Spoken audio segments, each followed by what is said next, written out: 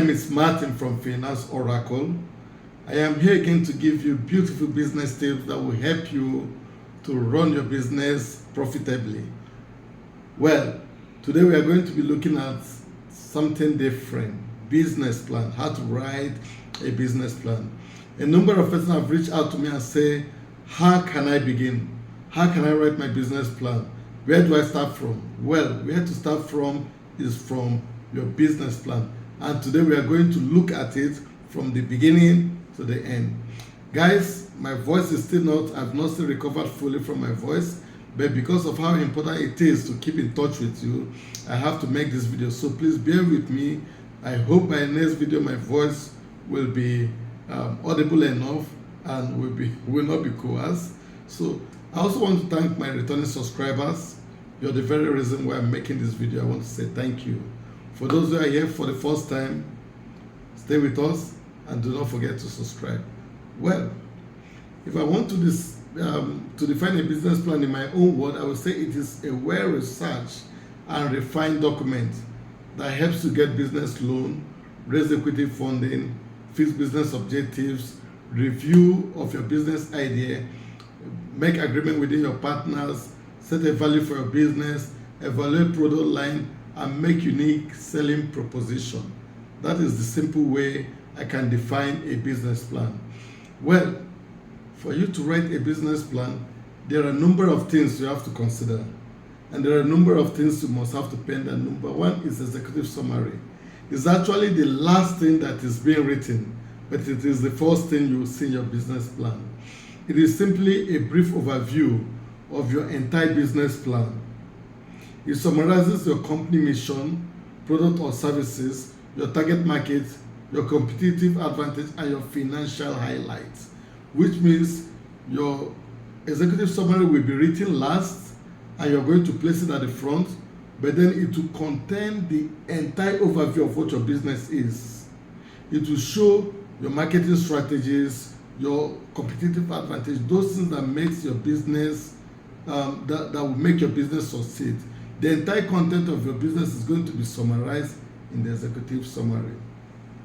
The next is company description, and this simply explains the nature of your business and the problem itself. If your business does not solve any problem, please do not do it. Your business must solve a problem for it to be what? Viable.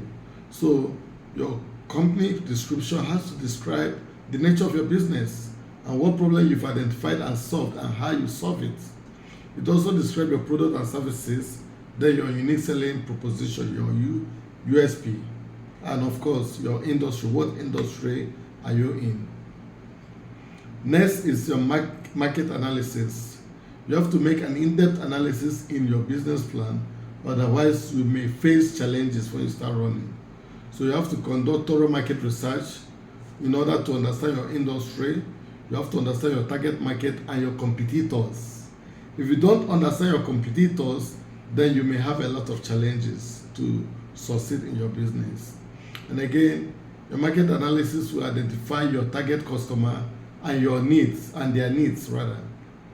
It also analyzes your competition and highlights your competitive advantages. That to show what do you think, these are your competition, and what do you think is unique about you, or what unique about you can you create into your business to be better than them.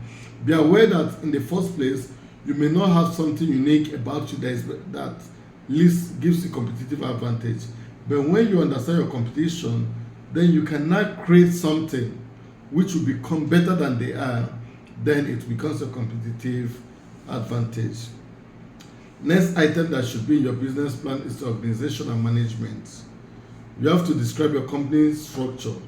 Is it a sole proprietorship? Is it a partnership? Is it a corporation? This will capture your organization and management. You have to also introduce your key team members and their roles and responsibility. Because if you're going to a financer, you want to see who are your team members, what are their roles, what are their responsibilities, what are their qualifications, what are their experiences. Apart from that too, this will also help you in your projection, your financial projection. If you're hiring a CEO from another company to run your business, then you must be paying him very well, right? You have to capture the finances. If you're hiring a graduate, you have to capture the finances. you know. So it has to introduce your key team members. Not all of them, the key team members, their roles and responsibilities. I mean, if I have to give you a loan, I have to see these things to know if your company will succeed or not. Then it also will help you, it will also discuss the skills and expertise of your management team. Products or service line is the next you have to capture. You have to capture, what products your company will be producing or what service line you're going to be partaking in. So this will provide the detailed information about what you're offering, and this will also explain your product and services and how they meet your customer demand in comparison to your competitors. And next is sales and marketing. This is a very important part of the business plan. If your business plan does not put down your sales and marketing strategy, then you have to throw it and start afresh. Okay, this will outline your marketing and sales strategy to attract and retain customers.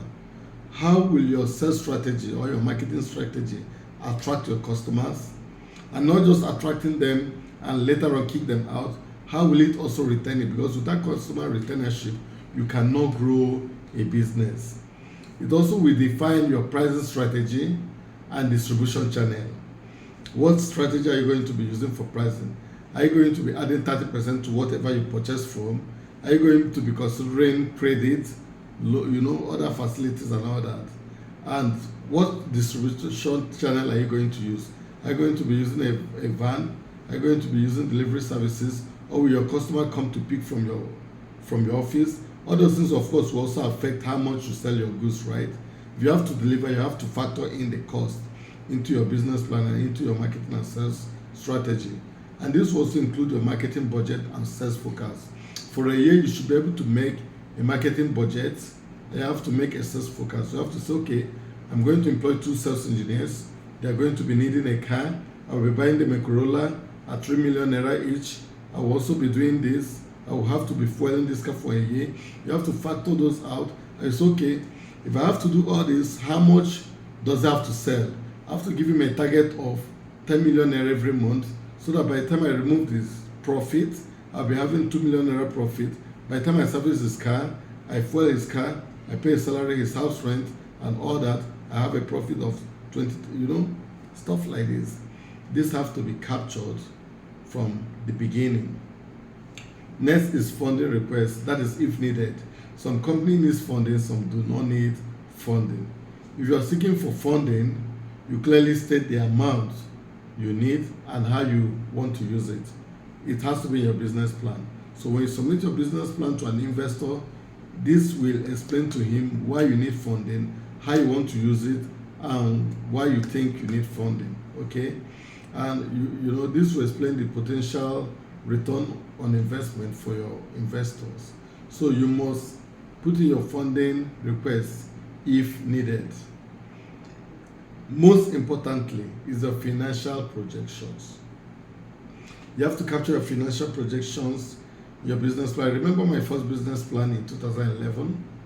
I had to get a friend, an accountant, to help me with the financial projection, 5 years financial projection. I was actually submitting it to your win, first set of your win. So your financial projections must be in your business plan. It will actually present financial forecast and for the next 3 years or for the next 5 years. It also will include projected income statements. You must project your income statement. You must make assumptions. You must project a balance sheet, a cash flow statement. If these ones are not there, forget about it. Throw it away and start all afresh. So you have to show your assumption and the data behind the projection. You don't just make a projection. You're going to make a projection and say, okay, I'm going to be having 5 sales guys. Because I'm going to be having 5 sales guys, I'm a product. I expect that every month, this is what I said, there should be basis. These 5 sales guys, are they experienced sales guys or are they new sales guys? You cannot get a new sales guys in a new product and you expect huge amount or huge turnover. You must start slowly. If you have experienced sales guys or good product, there should be a reason why you will base your projection. Your projection cannot be done blindly. And next is appendices. You have to include additional information that supports your business plan, such as market research, data, resumes of key team members, and any other relevant documentations. Okay, if you get all this together, then it will form your appendices, because you don't have exactly where to keep this, so you keep it under appendices. By the time you're done with this, I can tell you, big congratulations, you have successfully written your business plan. As much as possible, do not make your business plan very lengthy. Summarize whatever you're writing and keep it within 20 to 40 pages, because some investors do not want to waste all their time reading business plan and do not see the key information that you have to pass through your business plan.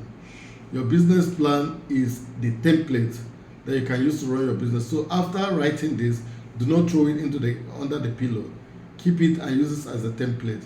There could be room for improvement in your business plan, but be rest assured, if you write your business plan and follow it judiciously and put in the required effort, you're too good to go. You're way too good to go, and you will definitely succeed in your business. This is all you need to do to write a good business plan.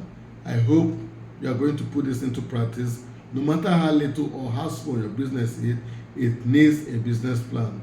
Only your business plan will be the key to trigger growth in your business. So do not put it down. Make sure you write a business plan and follow it up. Thank you, and do enjoy your day. Do not forget to subscribe and keep tab with us. Love from Finance Oracle. Cheers.